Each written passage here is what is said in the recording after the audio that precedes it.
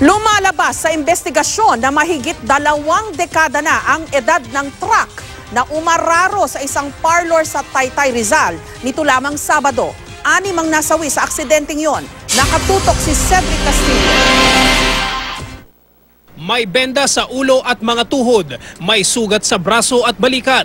Pero swerte raw si Jinky dahil buhay pa siya kahit nabagsakan na ng bloke-blokeng semento at matutulis na bakal sa loob ng isang parlor na sinalpok na isang humaharurot na truck sa Cabrera Road, Barangay Dolores, Taytay, Rizal nitong Sabado. Unang-una kong nakita sa yung tricycle lumipad, sabi ko, uy, akala ko may ang nasa isip ko na may banggaan na. Tapos bila-bila na lang sumalpok yung truck mismo. Tumilapon po ako noon.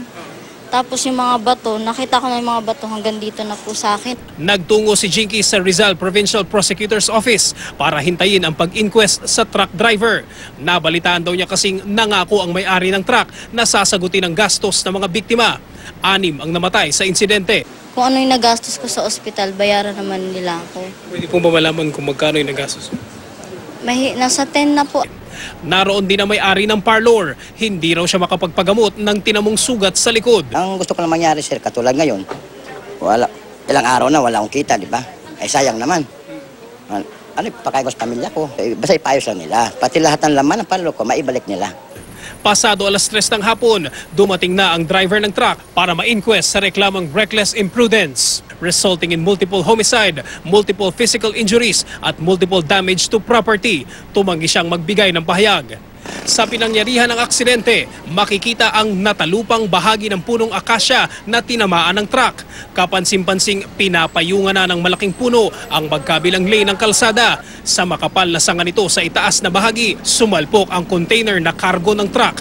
Dahilan para ito bahagyang tumilapon. Maybe dapat yan, medyo bawasan na yan, bawasan na yung puno, yung sanga na yan. Isa sa mga iniisip namin, pero yun nga, kasi nga, now you have to balance, kasi environment and safety. Only after a careful stand, saka siguro kami gagawa ng action. Pag-aaralan na rin ang paglalagay ng rumble strips at pagpapatanggal sa terminal ng tricycle sa gilid ng kalsada.